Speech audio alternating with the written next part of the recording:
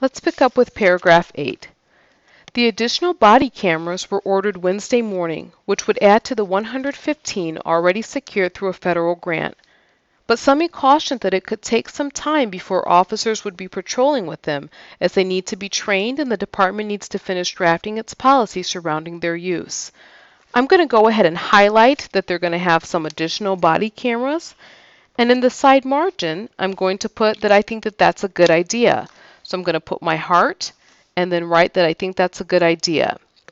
There is something that I'm confused about, though. I don't understand why it would take more time for them to be able to be trained. It seems like it wouldn't be that difficult, but I just don't know that much about it. So I'm going to put, why would it take more time for them to be trained? So that's my question. I'm going to write why more time.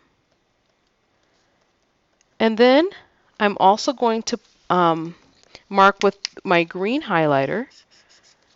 I'm going to put in, because that's something that I could learn some more information about so that I can better understand it.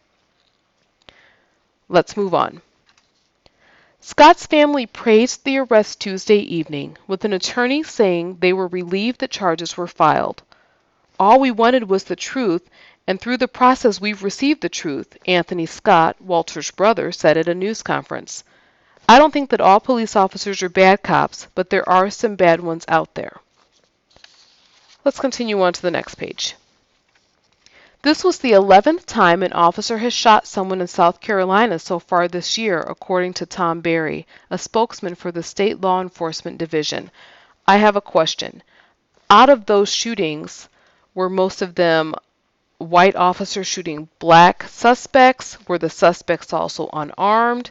I'd like to know some more information about that. So I'm going to highlight it with my green highlighter.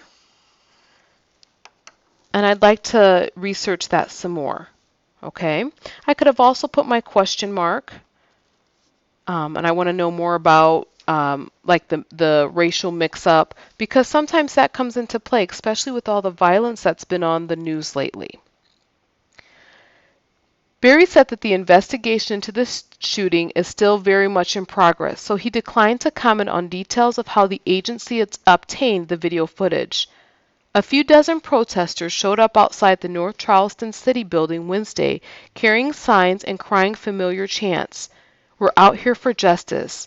We're out here because Black Lives Matter," said Jeremy Johnson, a 21-year-old who has lived in the town for 3 years.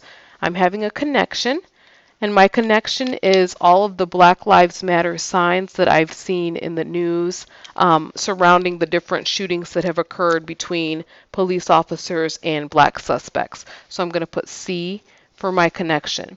Since I wrote that on the previous page about Ferguson, I'm just going to put the C this time to remind me that I had that connection. Johnson said he was appalled but not surprised by the video showing Scott's killing. "This is not just about justice for Charleston. It's about justice for Mike Brown. It's about justice for Eric Garner," Johnson said. "It's about justice everyone." I believe that's supposed to say it's about justice for everyone, but that's okay. I don't know a whole lot about Eric Garner. I do know about the Michael Brown case, but I don't have a lot of information about Eric Garner. So I'm going to highlight that with my green highlighter, and I'm going to put an N, and I'm just going to write Eric Garner, because I'm not sure what happened with Eric Garner, so I'm going to put that there. Let's continue. The protesters, vocal but relatively small in number, insisted that the shooting was symptomatic of bigger and deeper problems in local policing, but they insisted that demonstrations must remain peaceful.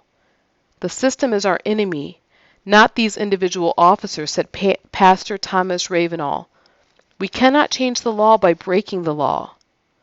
Former Republican Governor Mark Sanford, now a U.S. Congressman whose district includes parts of North Charleston, stopped by the demonstration and spoke with local ministers about the shooting, which he called unfathomable. Sanford said it was too soon to discuss legislative fixes, such as body cameras and policing reform, but praised local officials for swiftly charging the officer. As the mayor said, right is right and wrong is wrong, Sanford said. We all live with the decisions that we make, and so will this officer. So that concludes the reading of our paragraph or our passage. I did find a word that I thought was very, very interesting, and you're going to be able to do this as well. There might be some words that you don't know. Since I'm a teacher, I know what all of these words mean. But if I didn't, what I would do is highlight the word and then look it up and write the definition. So I already know the word unfathomable, but I think it's a really interesting word. So I'm going to write the definition. It's unthinkable. If something is unfathomable, it's unthinkable. So I wanted to add that there. And I also would have another question. I'd like to know why would it be too soon to discuss legislative fixes?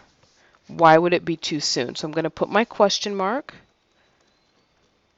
Why would it be too soon? I'm going to grab my blue highlighter and highlight what I'm talking about there. Okay, so you can see that I have read through the article and I've annotated the text. Let me tell you what your task is, because your paper should look like mine at this time. Your task is to read through the article again. And this time, you're going to annotate the text with your own thoughts. You're going to do it on the left side here. So my thoughts are on the right. Your thoughts should be on the left on both pages.